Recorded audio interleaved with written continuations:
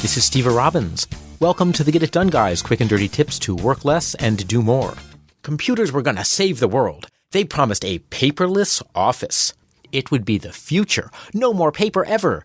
And now? Well, it is the future. And guess what? I need you to print up 95 copies of the handouts for my 200-page PowerPoint presentation for next week's update on how to use work supplies efficiently. Thanks! Our offices have more paper than ever before.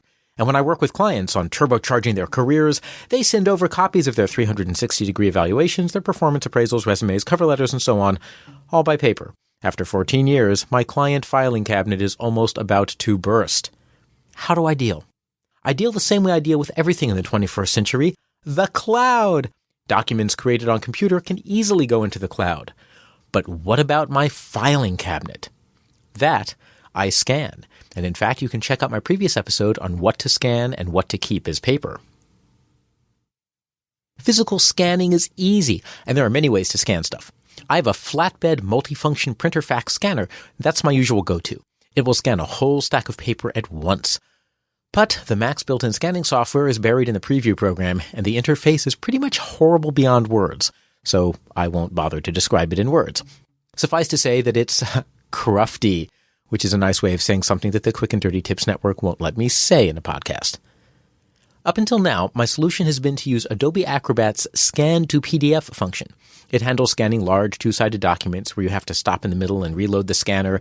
You can scan the front side of a stack and then flip it over and scan the back sides. Then Acrobat interleaves the scanned pages properly and everything is perfect. Set your scanner properly. Your scanner settings make a huge difference in how fast you can scan stuff. I scanned a full-color document once. It took 16 hours per sheet, and the scanned file took up 917 hard drives.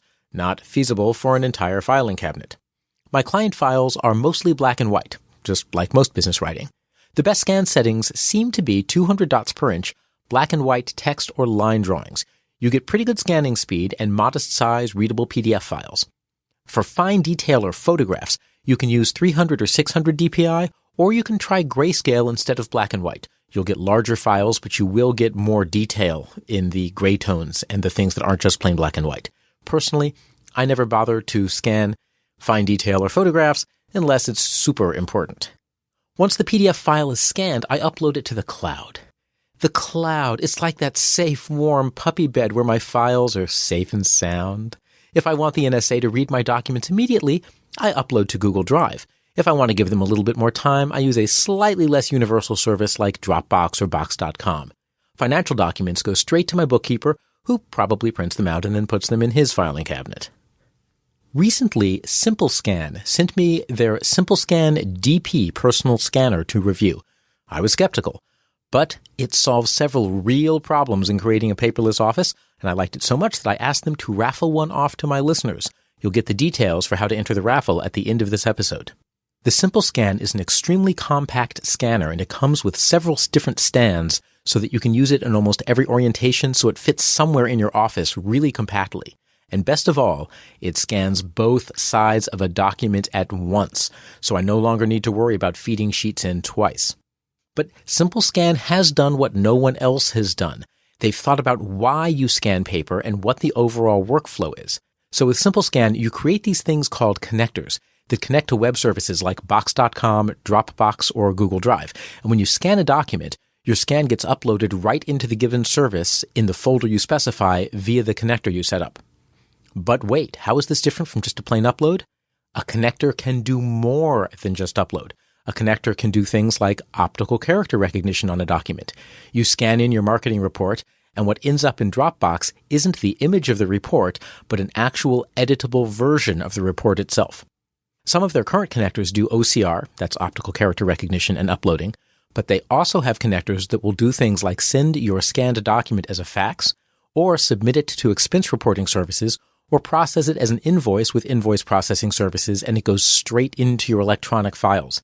Simplescan is one of the very first productivity tools I have ever found that really deeply knows that it's part of a larger workflow, and it's building itself out to be an entire workflow optimization service that just happens to start at the moment of capturing a document in your scanner.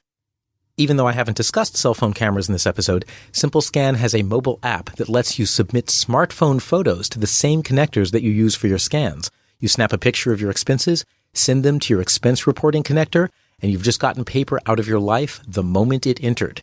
The connector takes that, submits it to the expense reporting software, and the next thing you know, it's right there in your electronics without you having to do a thing. The current SimpleScan physical scanner does require hand feeding, so it's not great for stacks of paper, but for double-sided, sheet at a time, or workflow optimization, it's great, and they assure me that they're going to have an automatically fed version in the not-too-distant future.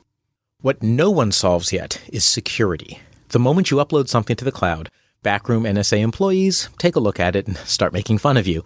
And we never like to be made fun of, not even in the name of national security. Even if a cloud vendor claims we're secure, the NSA can force them to add software holes that compromise your security. My solution is to password protect my PDFs using Adobe Acrobat. I set a password for the file, a long, complicated password, and I tell Adobe to encrypt the file contents. Then I store the encrypted file in the cloud. It's not ideal, but with Big Brother watching, it's the best I've come up with. The paperless office doesn't have to be a thing of dreams and imagination.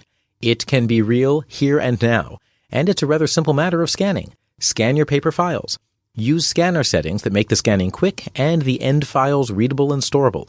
Use a tool like Simplescan to streamline your scanned workflow, and then password protect and store your files in the cloud. This is Steve Robbins.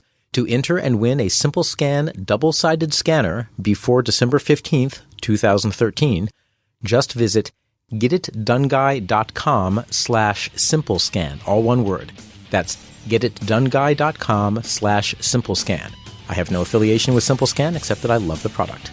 I help highly successful people change careers by highlighting their exceptional qualities, building an external reputation, and keeping them moving through a job hunt. If you want to know more, visit steverrobbins.com. That's SteverRobbins.com. Work less, do more, and have a great life.